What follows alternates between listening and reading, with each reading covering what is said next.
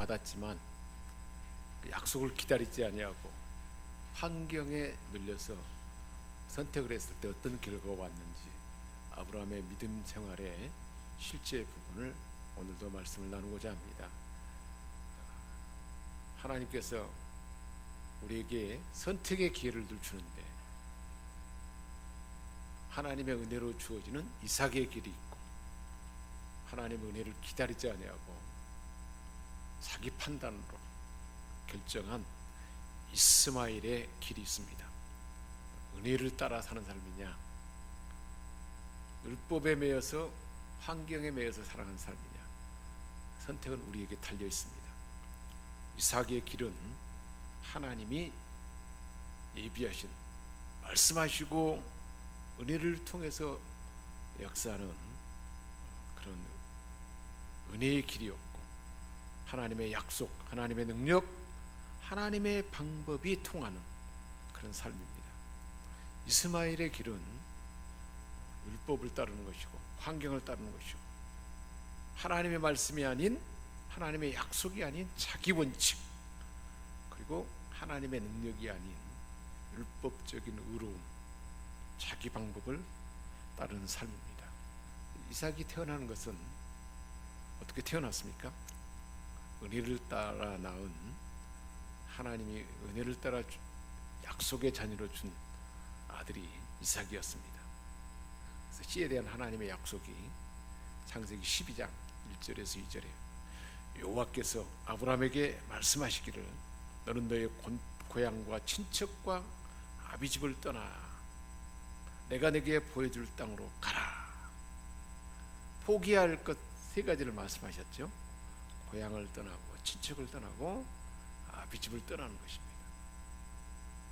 내 삶의 세속적인 삶에 익숙한 고향, 친척, 늘 가까이 머무는 사람, 그리고 아버지 집에 가풍 가운데 하나님 말씀이 질서가 아닌 그러한 그 삶을 떠나야 한다는 거예요. 하나님이 말씀하는 곳, 말씀을 따라 사는 삶으로 가라. 그 삶이 시작이 되면 세 가지 하나님 우리에게 말씀하신 대로 포기하고 하나님의 약속을 따르면 하나님의 약속은 큰 민족을 이루는 것이었습니다. 그리고 하나님께서 복을 주는데 이름이 창대하게 되는 것이고, 세상 사람들이 얼마나 바라는 것입니까? 이름이 창대하게 되는 것, 큰 민족을 이루는 생육하고 번성하는 삶, 그리고 이름이 높아지고 창대해지는 것, 하나님의 약속을 따를 때, 하나님의 은혜가 주어질 때 그것이 가능하다는 거예요. 그래서 결국은 세상에 축복의 통로가 된다는 것을 말씀하고 있습니다. 16장, 창세기 16장 4절에도 말씀하고 있잖아요. 내 자손을 하나님께서 말씀하신 대로 하늘의 별과 같이 번성하게 하며. 얼마나 대단한가요? 하늘의 별과 같이 번성하게, 자손이 번성하는 거죠. 하늘의 별처럼 번성하게 되고, 또 이 모든 땅을 내 자손에게 주시니 아브라함의 후손 대대로 모든 땅, 약속한 이 가나안 땅을 줄 것인데 내 자손으로 말미암아 천하 만민이 복을 받으리라. 저와 여러분의 후손을 통해서 천하 만민이 복을 받게 될 줄 믿습니다. 우리 모두는 아브라함의 복을 받은 자로서 그 복을 받게 됐는데 세 가지를 포기할 때가 가능하다. 내 중심의 삶을, 내가 익숙한 것을 포기하는 것입니다. 그러면 큰 민족을 이루고 내 자손을 하늘의 별과 같이 번성하게 하고, 그리고 세상에 복이 될 것이다. 축복의 통로가 될 것이다. 창세기 15장 2절에서 5절 말씀이지 않습니까? 아브라함이 말합니다. 여호와여, 무엇을 주려 하시나이까? 나는 자식이 없습니다. 약속한 대로 세 가지를 포기하고 왔는데 자식이 없습니다. 나의 상속자는 이 다메섹 사람 엘리에셀이니이다. 세상의 방식대로 상속자가 없으면 집에서 기르는, 집에서 함께한 종을 상속자로 세우는 풍습이 있었는데, 세상 풍습을 따라서 자식이 없으니까 아예 상속자는 이 다메섹 사람 엘리에셀입니다. 하나님의 말씀을 듣고 왔는데 큰 민족을 이룬다 그랬는데 하나님 말씀하셨잖아요. 근데 무슨 자기 생각에 하나님 앞에서 헛소리를 할 수가 있단 말입니까? 우리도 그럴 수 있다는 거예요. 하나님의 원대한 비전이 있고 하나님의 약속이 있는데 내 눈에 보이는 대로 10년 동안 아무 흔적도 보이지 않으니까 나의 상속자는 이 다메섹 사람 엘리에셀입니다. 아브라함이 말합니다. 하나님께서 내게 씨를 주지 아니하셨으니 내 집에서 길른 자가 내 상속자가 될 것입니다. 하나님 앞에 자기 생각을 아주 강하게 하나님 무시하고 자기 방식을 말한 거잖아요. 10년 동안 기다렸는데 흔적이 없으니까 내 방식대로 나는 그렇게 생각하고 있습니다. 하나님이 그에게 말합니다. 그 사람이 네 상속자가 아니다. 그렇게 말할 때도 우리 하나님은 은혜 받은 자에게, 은혜 받을 자에게 하나님의 약속을 따라 세 가지를 포기하고 하나님의 말씀이 들려지면 그 말씀만 따라서 가겠습니다. 은혜의 길에 들어선 하나님의 자녀들은, 저와 여러분이 그러잖아요. 하나님의 아들 예수 그리스도를 믿는 믿음 안에 은혜의 길에 들어선 자는 우리가 잘못 생각하고 있어도 하나님은 또 새롭게 말씀해 주세요. 그 사람이 네 상속자가 아니다. 내 몸에서 날 자가 내 상속자가 되리라. 분명히 내 몸에서 네 상속자가 날 것이다. 이렇게 말씀했습니다. 아브라함의 불신앙으로 한 잘못된 입술의 말이 어떤 말이었습니까? 나는 자식이 없습니다. 나의 상속자는 이 다메섹 사람 엘리에셀입니다. 이런 말을 한 거예요. 우리도 그럴 수 있지 않겠습니까? 당시에 그 근동의 풍습은 상속받을 자녀가 없을 경우 집에 있는 종들 중 가장 으뜸되는 사람을 선택해서 재산을 상속받도록 했는데 세상 풍습을 그대로 따른 것이죠. 그래서 아브라함도 아들이 없으니까 평생을 같이 살았던 다메섹 엘리에셀이 상속자가 된다, 그렇게 생각한 거죠. 하나님 말씀인가요? 자기 생각인가요? 하나님 말씀이 아닌 자기 생각입니다. 약속을 붙잡고 사는 사람이냐, 늘 하나님의 약속의 말씀을 듣고 그 약속을 붙잡고 사는 사람이냐, 상식에 근거해서 살 것이냐, 누가 선택해요? 우리가 선택해요. 늘 은혜의 방편에 머물고 은혜의 자리에 머물면, 이렇게 수요일 밤에도 나와서 은혜의 자리에 머물면 하나님의 약속으로는 더 붙들 수 있고 하나님 언약을 붙들 수 있지 않습니까? 그러면 상식에 근거하는 삶을 우리는 떨쳐버릴 수가 있습니다. 그래서 늘 신앙 안에 있느냐, 신앙생활하는 그 바탕 안에 하나님과 예배 가운데 만나고 기도 가운데 만나고 찬양 가운데 만나고 하나님의 뜻을 붙들어서 그 뜻 가운데 행하느냐 그렇지 않느냐가 약속을 따른 사람이 선택할 것인가 아니면 상식을 따를 것인가가 결정이 된다는 것입니다. 그래서 자신의 힘으로 하나님의 약속을 이루려 했던 그 율법, 그 결과가 어떤 결과를 얻게 됐습니까? 창세기 16장 1절에 4절에 말씀하고 있습니다. 아브라함의 아내 사레는 술산하지 못하였고 그에게 한 여종이 있으니 애굽 사람이요 이름은 하갈이라. 사레가 아브라함에게 말합니다.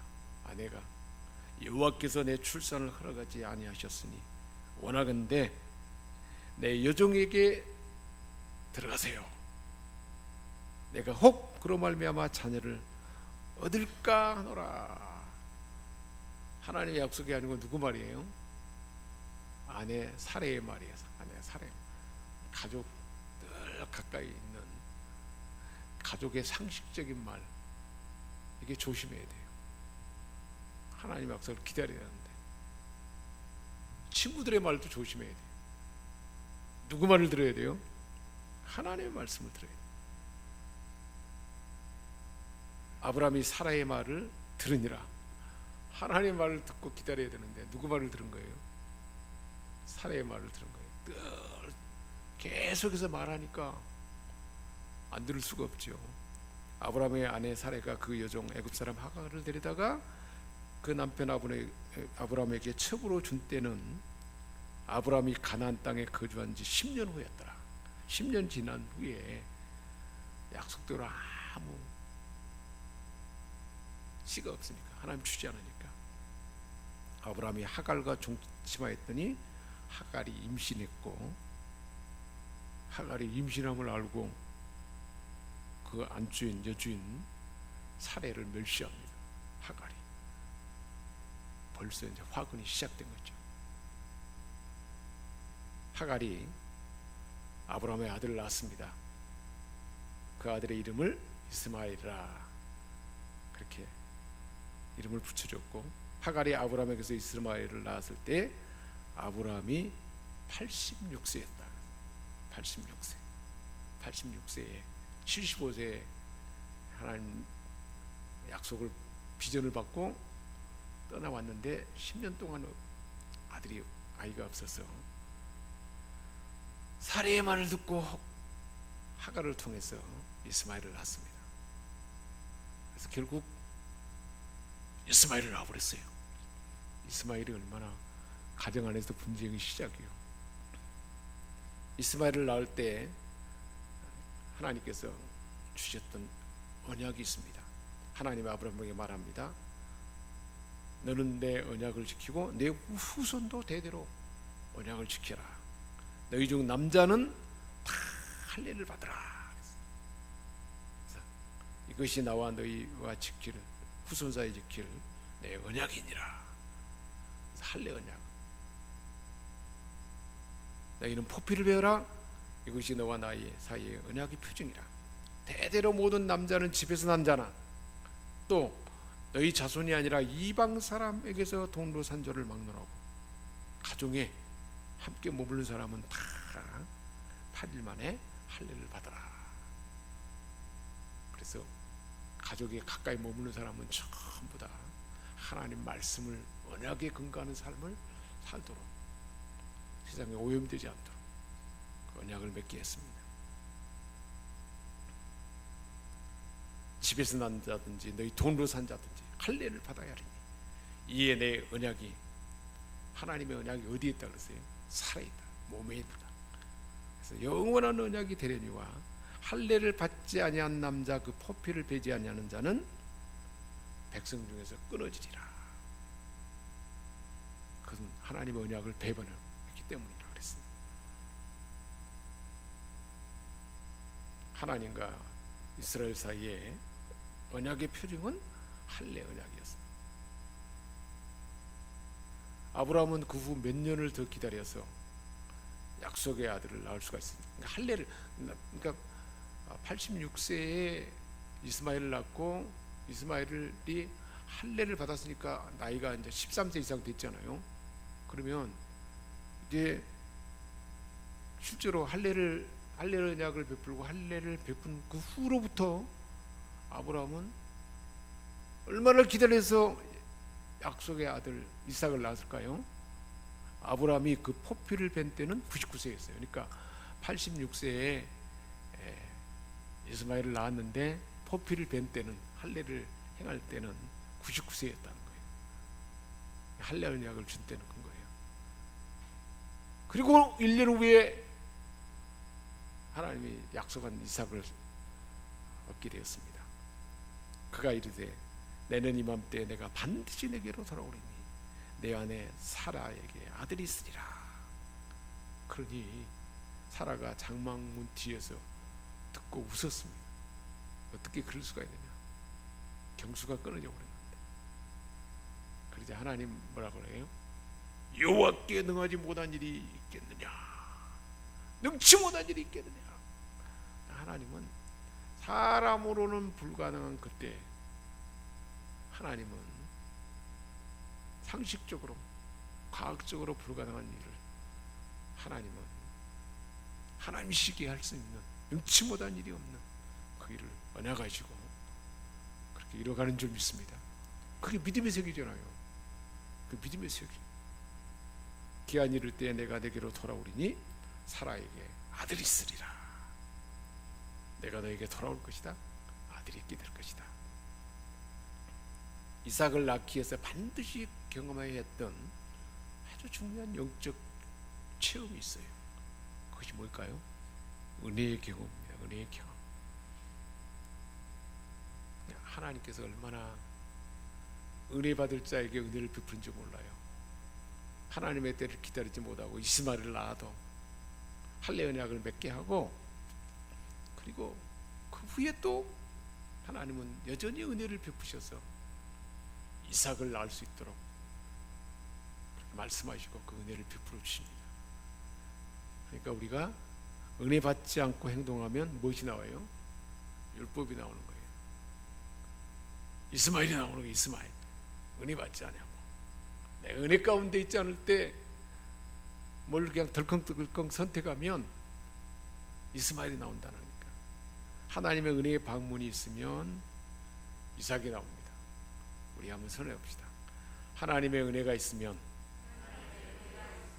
이삭이 나온다. 예, 그러니까 우리는 항상 하나님 은혜 안에 머물고 은혜를 따라 선택할 때 반드시 도저히 불가능할 것 같은 이삭이 태어나게 되고 약속의 씨가 태어나게 된다는 것입니다. 그래서 우리가 말씀과 기도 생활을 끊어서는 안 될 이유가 여기 있습니다.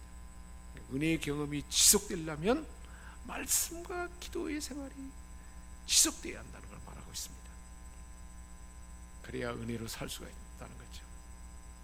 얼마나 말씀과 기도, 은혜의 삶이 나에게 일상적으로 다 구축이 되어 있어야 돼요.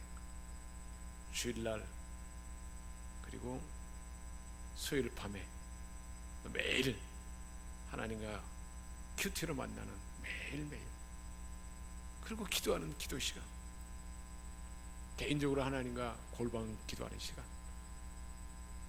이 은혜가, 말씀과 기도가 은혜가 있어야 우리는 이삭을 태어나게 할 수 있다는 거예요. 하나님이 그렇게 끌어가 버린 거예요. 이삭이냐 이스마엘이냐, 그 선택은, 그 결정은 나의 매일의 삶이 지금 은혜 안에 머물러 있느냐 아니면 세속에 머물러 있느냐에 따라 결정이 됩니다. 마음에 의존할 것이 없는 사람은 세상에 분주하고요, 세상에 의존할 것이 많은 사람들, 권력을 가진 자, 부자들, 기업을 가진 사람들은, 세상 기업을 가진 사람들은 얼마나 세상에 의존할 것이 많아요. 어떻게 하면 더 확장할까, 더 높은 자리에 올라가 볼까. 그래서 막 의존하는 것이 얼마나 많은지 몰라요. 근데 이런 의존할 거가 없는 사람은 뭘 바라봐요? 하나님의 약속을 바라봅니다. 그래서 은혜를 기다리게 되죠. 오늘도 하나님께서 그 마음을 주셔서 은혜 자리에 불러준 줄 믿습니다. 사라는 왜 웃었습니까? 경수가 끊어진 여인, 아이를 낳을 능력이 있는 여인의 차이는 뭘까요? 경수가 끊어져 버렸어요. 그런데 또 불구하고 아이를 낳을 수 있는 능력이 있는 여인의 차이는 뭘까요? 경수가 끊어져 버리니까 사람으로 봤을 땐 불가능하지만 내가 했다와 누가 하시다? 주님이 하시다. 그러니까 아브라함이 아이를 낳을 수 있을 때는 자기 방식으로 이스마엘을 낳아버렸어요. 아브라함이 이제 완전히 생식 능력이 끝나고 있을 때는 할 수 없어요. 아브라함이 할 수 없으니까 그때 내가 할 수 없는 그때 내가 할 수 있다. 하나님이 그 사실을 보여준 것입니다. 여호와께서 말씀하신 대로 사라를 돌보셨고, 여호와께서 무엇대로 행하셨어요? 말씀대로 사라에게 행하셨습니다. 무엇대로요? 우리에게 말씀해 주신 대로, 말씀해 주신 대로 하나님 행하신다는 거예요. 그러니까 먼저는 뭘 들어야 돼요? 은혜의 말씀을 들어야 돼요. 사라가 임신하고 하나님 말씀하신 시기가 되어 노년에 아브라함에게 아들을 낳으니, 아브라함이 그 아들을 하나님 말씀하신 대로, 하나님 이삭이라 그랬잖아요. 그렇게 부르라 그랬잖아요. 이삭이라 했고 난 지 8일 만에 하나님 명령하신 대로 할례를 행했습니다. 아브라함이 그 아들 이삭이 그에게 태어날 때 아브라함은 100세다. 그러니까 이스마엘이 태어나고 이스마엘에게 할례를 베풀고 1년 만에 하나님은 이삭을 준 것입니다. 사라가 이르되 하나님이 나를 웃게 하시니 든 자가 다 나와 함께 웃으리로다. 처음에는 하나님이 그럴 수 있을까 하고 웃었는데 이제는 기쁨의 웃음이 솟아나게 된 것입니다. 전에는 믿기지 않아서 웃었고 지금은 노년에 아들을 주셔서 기뻐서 웃었다면서. 전에 우리 인생의 절망 같은 순간이지만 우리 하나님께서는 웃을 수 있는 기쁨, 이삭을 주는 줄 믿습니다. 경수가 끊어진 여인은 남자가 있어도 아이를 낳을 수가 없습니다. 그러잖아요. 전혀 불가능하지만 전적인 하나님의 은혜임을 강조하기 위해서 하나님의 이때를 기다리는 거죠. 하나님이 아니고는 할 수 없다는 것을 분명하게 보여주기 위해서. 율법과 은혜의 복음의 차이입니다.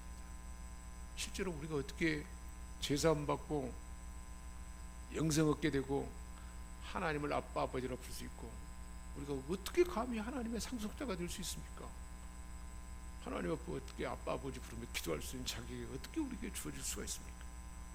하나님은 은혜일 뿐입니다.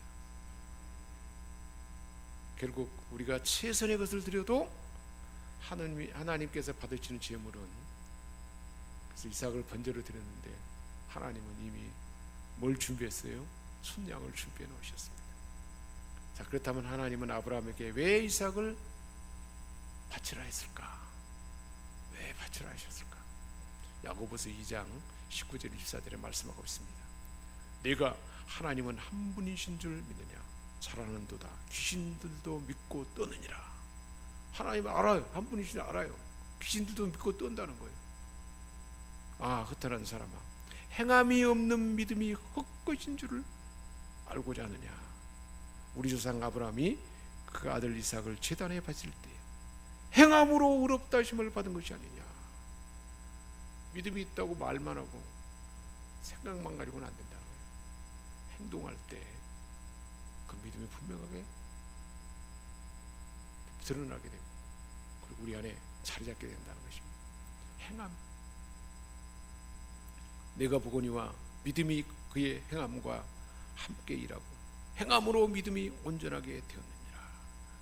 이에 성경에 이른바 아브라함이 하나님을 믿으니 이것이 의로 여겼단 말씀이 이루어졌고 그는 하나님의 벗이라 칭함을 받았다. 하나님의 벗으로 칭함, 행함으로. 그래서 하나님이 창세기 22장에 얼마나 아브라함에게 이삭을 번제로 드린 그 후로부터 복을 줍니까? 이미 약속한 대로 큰 민족을 이루게 하고 이름이 창대하게 되고 복의 통로가 되고 대적의 문을 취하게 되고 어둠의 권세가 침범하니 보다 그 복을 분명하게 새롭게 약속해 주셨지 않습니까? 이로보건대 사람이 행함으로 의롭다 하심을 받고 믿음으로만은 아니다. 믿음과 행위가 분리돼서 사는 경우가 많아요. 우리는 믿음으로만, 말로만 그렇게 행동하지 않는 경우가 얼마나 많은지 몰라요. 행동으로 표현될 때 제대로 믿음이 우리에게 자리 잡게 되고 그 씨가 심어져서 역사하는 줄 믿습니다. 아브라함은 그 행위를 통해서 믿음이 진실됨을 하나님께 보여드리고 얼마나 하나님이 기뻐했습니까? 하나님의 마음을 기쁘게 하는 행동을 보이는 믿음이 하나님의 기쁨이 되고 아브라함에게 약속한 대로 그 아브라함의 복을 우리에게 부어줄 줄 믿습니다. 믿음은 관념이 아니고 사변이나 정신적인 유희, 도덕적 향락이 아니고 실제고 존재고 행위요, 인격 전체로 드러내 보이는 행동입니다. 하나님을 향하여 행동을 취하는 거죠. 마음만 품고 있어는 아무것도 아니에요. 행동을 취하는 거예요. 말하는 것이고 표현하는 것이고 나타내 보이는 것이고 행동하는 것입니다.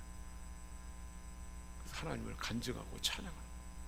우리 이제 기도할 때, 찬양할 때 하나님을 향한 믿음을 언어로, 몸으로, 마음으로 간증하고 찬양, 움직여서 행동하는 것입니다. 내가 이제야 나를 경외하는 줄 알았노라. 하나님을 감동시킨 것이지 않습니까?